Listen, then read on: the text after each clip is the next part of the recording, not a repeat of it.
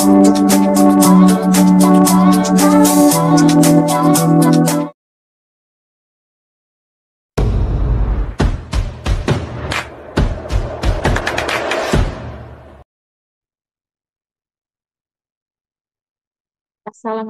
warahmatullahi wabarakatuh. Halo calon saintis masa depan, udah siap belajar, dapat ilmu baru? Yuk siapin buku dan penanya. Hari ini bersama aku, Kak Nisa, kita bakal bahas mengenai kimia hijau dan juga pembangunan berkelanjutan.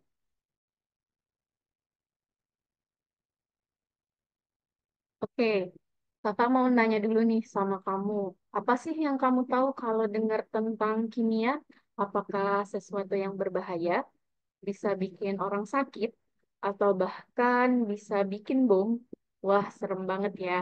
Sebenarnya kimia tidak hanya tentang hal itu saja ya, teman-teman. Kimia banyak memiliki peran penting dalam kehidupan kita. Contohnya adalah senyawa karbohidrat. Senyawa karbohidrat merupakan senyawa kimia yang terkandung di dalam nasi yang kita makan sehari-hari. Nah, karbohidrat di dalam tubuh kita akan diubah menjadi energi supaya manusia bisa menjalankan aktivitasnya sehari-hari. Terus, kimia yang bagaimana sih yang berbahaya? Baik, kakak jelaskan ya. Jadi, senyawa kimia dapat berbahaya apabila penggunaannya tidak dilakukan secara bijak dan juga hati-hati. Misalnya nih, seperti yang udah kalian lihat pada layar, penggunaan pestisida untuk tanaman. Penggunaan pestisida untuk tanaman seharusnya memberikan dampak positif bagi tanaman, yaitu mencegah hama yang dapat merusak tanaman. Namun, penggunaan dalam batas yang berlebihan dapat menyebabkan zat-zat berbahaya di dalam pestisida masuk ke dalam perairan dan terjadi penumpukan zat kimia yang dapat mencemari air. Kemudian, hasil limbah dari pabrik yang tidak dikelola secara baik juga akan menghasilkan dampak negatif. Misalnya nih, dari pabrik makanan, dia menghasilkan sampah berupa zat-zat sisa makanan atau zat-zat yang mudah busuk. Lama-kelamaan, zat tersebut akan mengalami pembusukan dan menghasilkan senyawa gas metana yang mencemari udara. Dan yang terakhir, ada pembakaran sampah di lahan terbuka. Tahukah kamu bahwa pembakaran sampah dapat menyebabkan partikel-partikel, misalnya dari plastik berupa partikel mikroplastik terlepas ke udara dan memungkinkan terhirup melalui pernafasan manusia ataupun menempel pada benda-benda di sekitar kita. Pembakaran ini juga menghasilkan senyawa karbon dioksida yang dapat merusak lapisan ozon bumi dan mengakibatkan pemanasan global loh. Nah, sekarang udah tahu ya gimana jadinya kalau kita tidak bijak dalam mengolah senyawa kimia. Maka dari itu, kimia hijau adalah suatu teknik kimia yang memperhatikan keadaan lingkungan dalam mengembangkan berbagai aspek bidang kehidupan manusia untuk mencegah proses perusakan alam. Nah, untuk mengetahui bagaimana cara bijak dalam menggunakan senyawa-senyawa kimia, maka kita perlu mempelajari mengenai ilmu kimia terlebih dahulu nih. Nah, ilmu kimia itu apa sih? Jadi, ilmu kimia adalah ilmu yang mempelajari tentang susunan materi, struktur materi, sifat materi, perubahan materi, dan juga energi yang menyertainya. Nah, susunan materi itu apa sih? Jadi, susunan materi adalah komponen-komponen pembentuk materi atau zat dan perbandingan setiap komponen tersebut di dalam zat. Kemudian yang kedua, struktur materi. Struktur materi adalah gambar tentang keadaan atom-atom yang saling terikat satu sama lain. Entah itu melalui suatu ikatan, baik ikatan kimia maupun ikatan fisika. Selanjutnya ada sifat materi. Jadi sifat materi ini adalah ciri khas yang dimiliki oleh suatu zat yang membedakannya dari zat yang lain. Kemudian ada perubahan materi adalah hasil reaksi suatu zat, apakah zat tersebut menghasilkan zat baru ataupun tidak menghasilkan zat baru. Nah, jadi di ilmu kimia kita akan mempelajari mengenai komponen-komponen yang berkaitan satu sama lain yang sudah dijelaskan sebelumnya tadi. Nah, komponen-komponen tersebut perlu dipelajari dan dipahami agar kita dapat mencegah dampak negatif dari penggunaan zat-zat yang termasuk dalam zat kimia.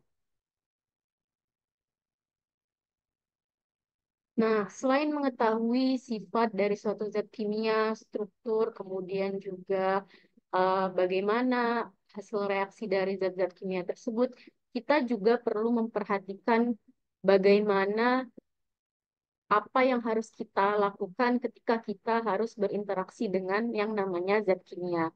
Nah, yang pertama yaitu kita harus menggunakan alat perlindungan diri.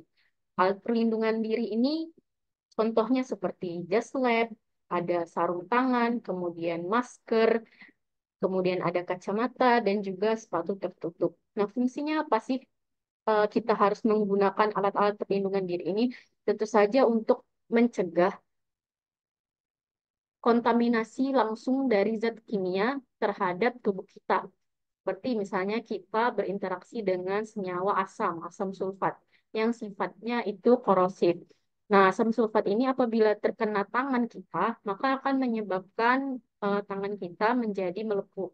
Nah, fungsinya ketika kita menggunakan sarung tangan, maka ketika kita tidak sengaja menumpahkan asam sulfat, maka asam sulfat tersebut tidak langsung mengenai tangan kita atau tidak langsung kontak dengan kulit kita.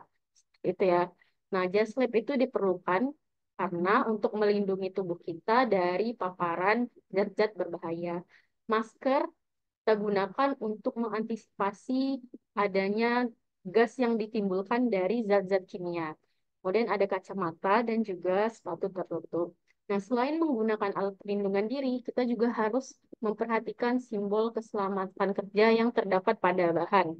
Nah, biasanya simbol-simbol ini terdapat pada botol-botol zat yang sudah diletakkan atau dijelaskan pada bagian keterangan informasi label produk. Nah, apa saja sih contoh simbol keselamatan atau NSDS dari bahan yang terdapat pada zat-zat kimia?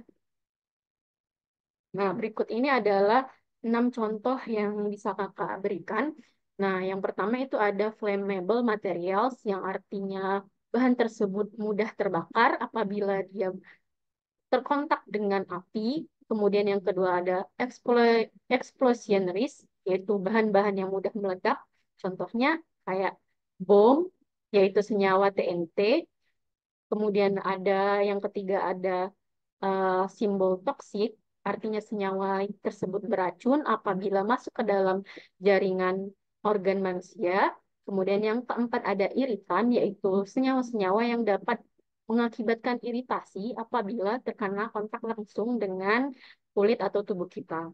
Nah, kemudian yang kelima ada korosif, yaitu senyawa-senyawa yang dapat menyebabkan kerusakan jaringan tubuh ketika terkena eh, bagian tubuh kita. Kemudian yang terakhir adalah radiation, yaitu zat-zat kimia yang dapat menyebabkan radiasi apabila kita kontak langsung atau berdekatan dengan zat-zat tersebut. Nah, sekarang kalian udah tahu ya gimana eh, ilmu kimia dan kaitannya dengan lingkungan. Oke, sekarang coba kalian jawab soal ini ya. Kalian bisa pause videonya dan tulis jawabannya di kertas catatan kalian. Kakak tunggu ya. Oke, kita jawab sama-sama ya.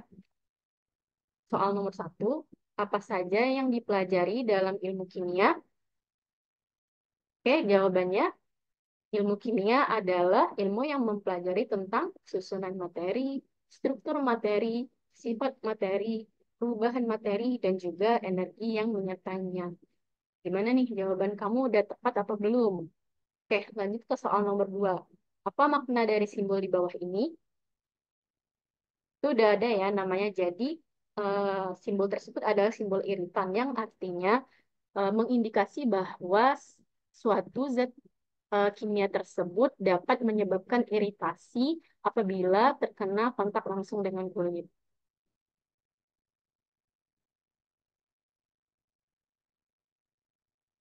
Baik, sekian yang dapat Kakak sampaikan hari ini. Semoga ilmu yang kalian serap hari ini dapat bermanfaat ya. Sampai ketemu di video selanjutnya. Bye-bye.